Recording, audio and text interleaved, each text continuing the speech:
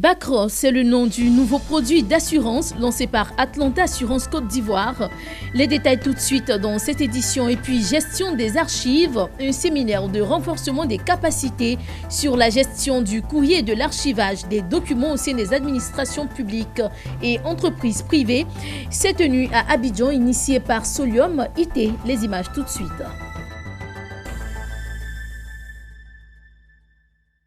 Bonsoir à tous et merci d'être avec nous si vous venez de nous rejoindre sur Business 24 Africa. Parlons assurance à l'entame de cette édition. Bacro, c'est le nom du nouveau produit lancé par Atlanta Assurance Côte d'Ivoire ce vendredi à Abidjan. Un produit d'assurance habitation multirisque permettant de protéger les biens et d'offrir des services d'assistance à domicile.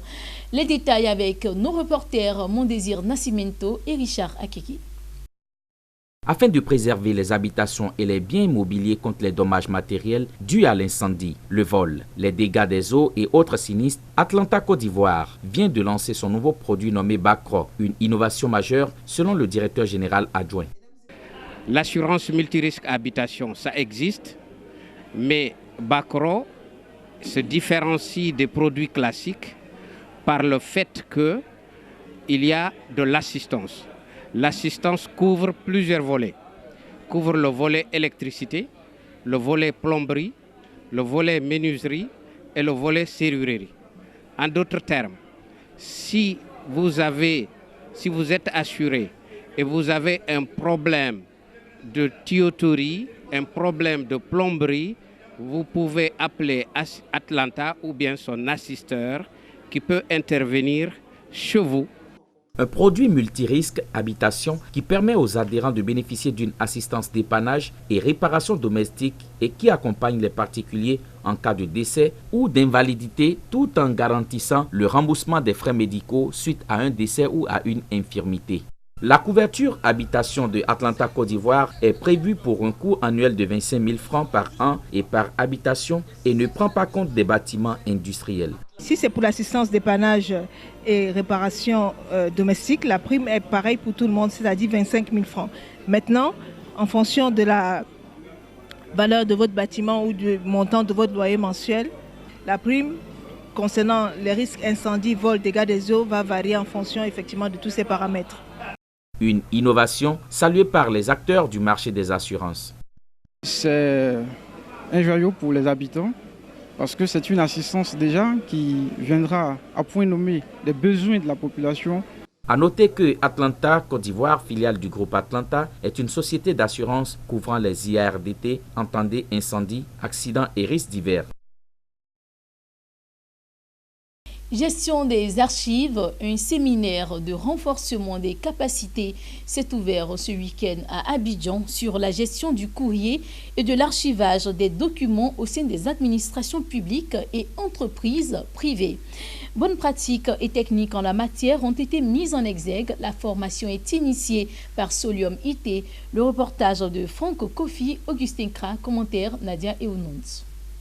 La gestion informatique des courriers et l'archivage électronique de documents sont des facteurs très importants dans la vie des entreprises et administrations. Consciente de cela, la société Solium Information Technologie organise ce séminaire de renforcement des capacités des acteurs de la gestion du courrier et de l'archivage des documents au sein de l'administration publique et entreprises privées. Spécialiste de l'archivage et de la dématérialisation de documents et courriers, la structure a mis en évidence son expertise sur la gestion des flux documentaires dans les organisations devant les responsables des services concernés de l'administration et du privé. Le premier, c'est l'axe des ressources humaines. Donc, vous savez qu'en matière de gestion de courrier, les assistantes dans les différentes organisations jouent un rôle capital. Donc, il était important de s'adresser à elles en termes de renforcement de capacité. Et le premier terme avait pour but vraiment d'indiquer aux assistantes les voies et moyens pour qu'elles puissent être des assistantes performantes. Donc ça, c'est vraiment la dimension humaine d'un des collèges qui participent à l'activité de gestion de flux documentaires. Il y a eu deux autres thèmes sur des problématiques informatiques. Mais vraiment, ce qu'on essaie de faire au niveau des documatiques, on essaie d'être concret. Donc c'est vraiment des retours d'expérience sur des projets mis en œuvre donc, dans le cadre de ces activités de gestion de documentaire en matière donc, de gestion de courrier et d'archivage. Des panels et présentations ont meublé cette rencontre. Les participants, notamment les secrétaires et assistantes, ont été instruits sur la collaboration harmonieuse patron-assistante. La conduite et les apports d'un projet d'archivage physique et numérique réussi ont été présentés avec le cas pratique du système de numérisation des archives de la fonction publique. Sans oublier la thématique sur le déploiement du logiciel de gestion et dématérialisation du courrier mis en évidence par l'exemple de la Haute Autorité pour la bonne gouvernance. De quoi combler le désir d'apprendre et de s'informer des participants. Vous savez que dans les communes, dans les collectivités il y a des naissances, il y a des décès, il y a des mariages. Il y a même le personnel aussi qui travaille. Donc il faut archiver tout ce document-là, la traçabilité un peu plus tard. Cet événement dénommé Documatique 2019 est à sa 2e édition. Solium Information Technologie veut ainsi se positionner en leader de la gestion électronique du courrier et archivage électronique des documents. Solium veut prouver qu'en Côte d'Ivoire, en Afrique, il y a les capacités, il y a les aptitudes, il y a l'expertise nécessaire pour pouvoir permettre aux administrations désormais de mieux gérer le courrier et les documents afin d'être plus productifs et d'atteindre les objectifs qui sont fixés. Cette technologie vient à coup sûr performer et soulager les entreprises et administrations publiques et surtout qui éprouvent des difficultés dans les domaines de la gestion informatique des courriers et l'archivage électronique de documents. Place à la formation à présent. Si vous exercez dans le domaine de la comptabilité et de la fiscalité, et si vous voulez renforcer vos capacités dans les domaines, vous pourrez avoir la chance de bénéficier d'une bourse d'études.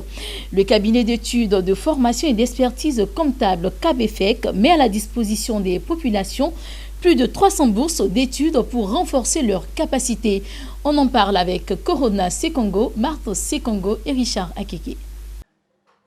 Bonne nouvelle pour tous ceux qui exercent dans le domaine de la comptabilité et de la fiscalité. Plus de 300 bourses d'études sont prévues par le cabinet d'études de formation et d'expertise comptable CABEFEC. Il s'agit pour ce cabinet de renforcer les capacités des acteurs de la comptabilité et de la fiscalité sur les bonnes pratiques et sur l'évolution du métier au regard des changements majeurs dans le nouvel acte uniforme OHADA. Vous avez la possibilité de contacter le cabinet CABEFEC jusqu'à la période du 30 mai. Vous avez jusqu'au 30 mai pour bénéficier des stages subventionnés par le cabinet CABEFEC. C'est vraiment une importance pour tout le monde de pouvoir faire des stages convertis sur 5 à 6 mois. Le cabinet CABEFEC a saisi l'occasion au cours de cette formation pour présenter les performances que peuvent réaliser les comptables et les financiers à travers la bonne utilisation de l'outil informatique, précisément Microsoft. Au sein des outils Microsoft, des logiciels Microsoft, il y a certains logiciels qui sont adaptés non seulement à la gestion des ressources humaines, à ce qu'on appelle aussi de project management, mais aussi de la comptabilité. Les participants à cette formation saluent son utilité. Productif parce qu'il s'agit bien sûr d'un cadre d'échange en matière bien sûr de 6 codes à réviser. Et nous tenons bien sûr à dire merci à l'organisateur et faire des recommandations dans le sens de pouvoir multiplier de telles formations. Le CABEFEC, cabinet d'études, de formation et d'expertise des experts comptables, s'est donné pour mission d'aider les comptables à actualiser leurs connaissances. Pour la bonne suite de leur carrière professionnelle, le CABEFEC initie chaque mois des formations à leur endroit. Ces dernières années en Côte d'Ivoire, la route tue plus d'une centaine de personnes et fait des milliers de blessés. Selon l'OSER, l'Office de sécurité routière, 2 accidents sur 3 surviennent à Abidjan. La jeune chambre internationale d'Abidjan, Élite, veut changer la donne. Ce club service a sensibilisé les acteurs du transport et usagers sur la sécurité routière. C'était à l'espace de lavage de la commune de Yopougon. Le reportage d'Eliane Kwasi, commentaire Jean-Charles Sibaï.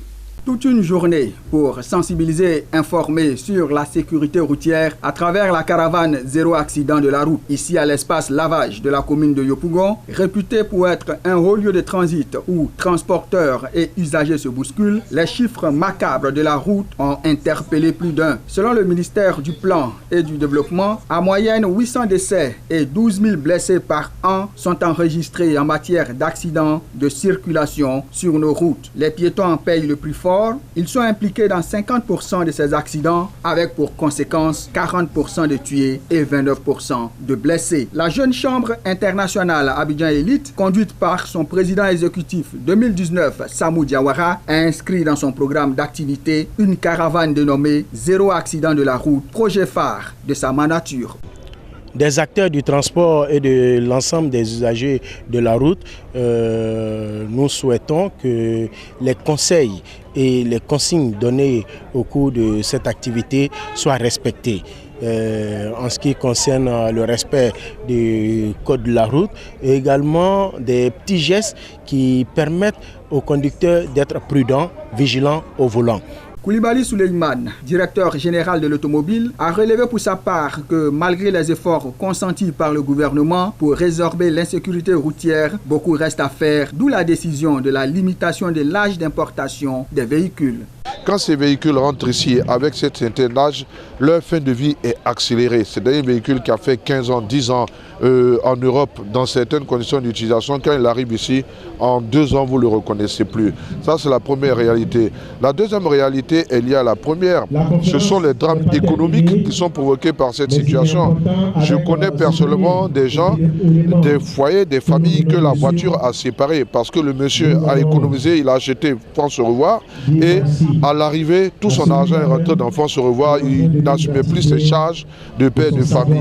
Donc il y a tout ça dedans et puis bien entendu, quand on rafistole ces véhicules, on les répare en rafistolant, que ce sont des véhicules qui sont désuets, qui sont dépassés. Kwasi Lucien, en charge des affaires maritimes et portuaires, représentant le ministre du Transport Amadou Koné, a lui aussi rappelé que le gouvernement a pris des initiatives fortes. Ce sont entre autres la réforme du code de la route et du permis de conduire, la modernisation des équipements de contrôle de vitesse, la professionnalisation du métier de conducteur, l'appui au renouvellement du parc automobile. Lozère, l'Office de la sécurité routière, est en première ligne de cette journée de sensibilisation. Code de la route, signaux et signalisation, les usagers de la route ont tous été invités à la prudence. Samou Diawara, président exécutif 2019 de la jeune chambre internationale Abidjan Elite, a tenu à offrir des diplômes et trophées aux acteurs du transport qui se sont distingués par leur professionnalisme. La caravane Zéro Accident de la route de la jeune chambre internationale Abidjan Elite s'est poursuivi dans d'autres quartiers de Yopougon, notamment la gare de Siporex, la zone industrielle et Yopougon-Gesco. Parlons de bourse pour refermer cette édition. La jeune bourse angolaise des valeurs mobilières et obligataires a annoncé qu'elle allait accueillir sa première offre publique IPO d'ici fin 2019. Le gouvernement angolais avait annoncé précédemment son intention de privatiser 74 entreprises publiques dans le but d'attirer les investissements étrangers et de revitaliser une économie en berne depuis la chute des cours du pétrole en 2014. Voilà qui met fin à cette édition. Merci à vous, mesdames, messieurs, de nous avoir suivis. Restez sur Business N4 Africa. Les programmes se poursuivent. À très bientôt.